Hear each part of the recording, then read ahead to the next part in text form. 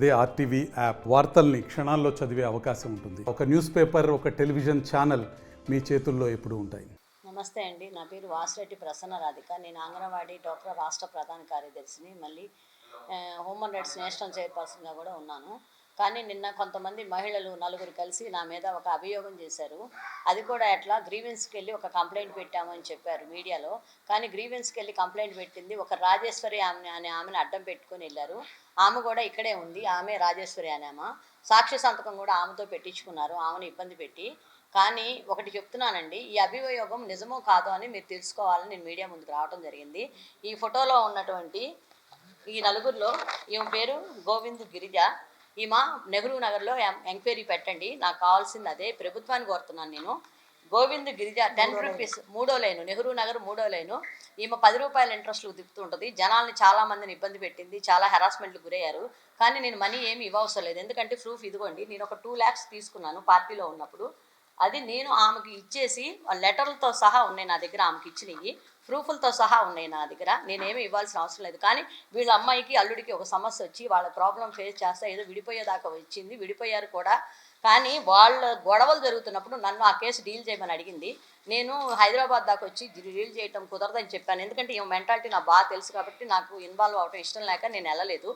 నెహ్రూ నగర్ వెళ్ళి కనుక్కుంటే నేను చాలా మందికి అక్కడ కేసులు డీల్ చేశాను. ఎంతమంది ఉన్నారో ఎంక్వైరీ పెట్టండి, ప్రభుత్వాన్ని కోరుతున్నాను. నేను నెహ్రూ నగర్లో చాలా కేసులు డీల్ చేశాను, ఈ మధ్య హ్యూమన్ రైట్స్లో ఉన్నాను కాబట్టి. ఈమె ఉన్నది పెన్నాటి మల్లేశ్వరి. ఈమె వదిన. ఈమెకి నాకు మనీ ట్రాన్సాక్షన్స్ ఏమీ లేవు. కానీ ఒకప్పుడు 7 సంవత్సరాల క్రితం ఒక చెక్కులో 2 లక్షలు వేసి కోర్టుకేసి అక్కడ కోర్టు అమౌంట్ జడ్జి గారి ముందు ఒప్పుకున్నా కూడా ఆమె కాదని ఈమె చెప్పిన మాటలకి ఇబ్బంది పెట్టి అట్లా కొనసాగిస్తానే ఉంది ఈమె. 7 సంవత్సరాల క్రితం.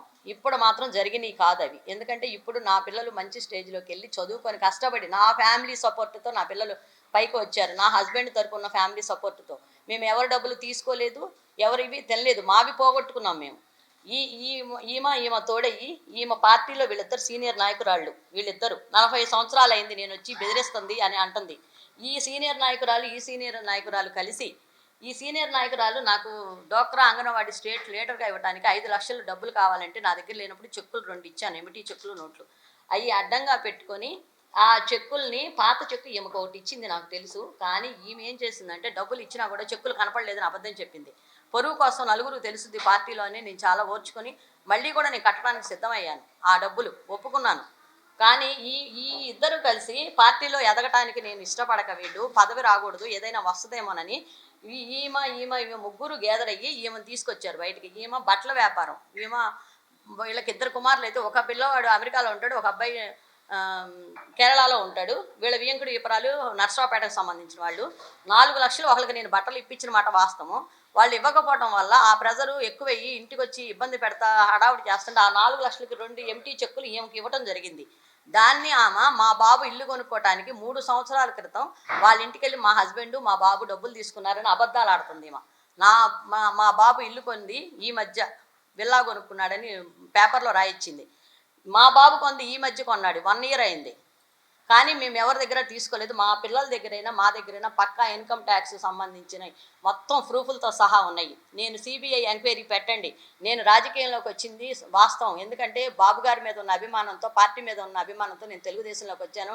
డైరెక్ట్ స్టేట్ లీడర్ని అయ్యానని నా మీద వీళ్ళిద్దరూ కలిసి ఈ ఇద్దరిని కలుపుకొని దుష్ప్రచారం చేస్తున్నారు. ఈ నలుగురు అన్ని ఆఫీసులకు చుట్టూ తిరగటం, స్టేట్ ఆఫీస్కి వెళ్ళి చెప్పటం, మిగిలిన నాయకుల దగ్గరికి వెళ్ళి చెప్పటం, ఇలా చేస్తున్నారు. తెలుగుదేశం పార్టీ నాయకులందరినీ, ప్రభుత్వాన్ని నేను ఒకటే కోరుకుంటున్నాను, అది మొత్తం కలిపి ఎంక్వైరీ పెట్టండి, నా మీద ఎంక్వైరీ తీయండి. నేను పార్టీకి నా సొంత వెహికల్, సొంత డబ్బులు, సొంతంగా నేను చాలా ప్రోగ్రామ్స్ చేశాను. నా ఫేస్బుక్ చూడండి, వాసిరెడ్డి రాధిక, ప్రసన్న రాధిక ఫేస్బుక్ చూడండి, నా ప్రొఫైల్ చూడండి, వీళ్ళ ప్రొఫైల్ చూడండి, వీళ్ళు ఏం చేశారో. పార్టీకి నేను కష్టపడి చేస్తుంటే నాలాంటి వాళ్ళని ఎదగనీయకుండా బురద చల్లటానికి ఇలాంటి వాళ్ళు పెయిడ్ ఆర్టిస్టులు ఈ నలుగురు కలిసి విశ్వ ప్రయత్నం చేస్తున్నారు. నన్ను బ్యాడ్గా క్రియేట్ చేస్తున్నారు.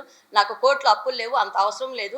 ఒకప్పుడు నేను చిన్న సమస్యలు ఫేస్ చేసింది నిజమే, దాన్ని ఆసరాగా తీసుకొని వీళ్ళందరూ గేమ్ ఆడుతున్నారు. నేను రిక్వెస్ట్గా కోరుకుంటున్నాను, ప్రభుత్వాన్ని కోరుకుంటున్నాను, నాలాంటి వాళ్ళు మళ్ళీ కొత్త వాళ్ళు వచ్చి ఇలాంటి ఇబ్బంది పడాలంటే ఫేస్ చేయలేరు. ఎందుకంటే వీళ్ళు పొరుగుతో గేమ్ ఆడుతున్నారు, ఫ్యామిలీస్ జోలికి వస్తున్నారు, పిల్లల జోలికి వస్తున్నారు. ఇలాంటి వాళ్ళు పిల్లలకు ఫోన్లు చేస్తున్నారు. నేను కాబట్టి తట్టుకున్నాను ధైర్యంగా. ఇంకొకళ్ళు అయితే పొరుగు పోయిందని ప్రాణాలు తీసుకుంటారు. ఇలాంటి వాళ్ళని కాల్ మనీ కింద బుక్ చేయమని నేను అడుగుతున్నాను, ప్రభుత్వాన్ని కోరుకుంటున్నాను. కాల్ మనీ కింద బుక్ చేయండి, ఎంక్వైరీ తీయండి. నాలాగా ఇంకొకళ్ళు రాజకీయంలోకి రావాలన్నా కూడా చాలా బాధపడతారు. ఫ్యామిలీని ఎవరు డిస్టర్బ్ చేసుకోవడానికి ఇష్టపడరు. రాజకీయంలోకి వచ్చి ఫ్యామిలీని ఇది చేసుకునే అంత ఇది ఎవరికి రాకుండా ప్రభుత్వాన్ని కోరుకుంటున్నాను. ఇలాంటి సీనియర్ నాయకుల్ని ఎంక్వైరీ పెట్టి మాలాంటి వాళ్ళని వచ్చిన వాళ్ళని ఇబ్బంది పెట్టకుండా నాకు న్యాయం చేయమని ప్రభుత్వాన్ని కోరుకుంటున్నానండి. అది అసలు లేదండి. నేను పార్టీ వాళ్ళ దగ్గర నేను అసలు ₹1 కూడా తీసుకోవాలి. నా వెహికల్ ఎక్కి ఎంక్వైరీ పెట్టండి అంటున్నాను. అందుకే వీళ్ళు నా వెహికల్ ఎక్కి నాతో పాటు ఉండి నా దగ్గర డబ్బులు తిన్న వాళ్ళు వీళ్ళ దగ్గర నేను ఎవరి దగ్గర రూపాయి తీసుకోలేదండి. నాకు అవసరం కూడా లేదు. కావాలని బురద జల్లుతున్నారు. మీరు ఎంక్వైరీ పెట్టండి.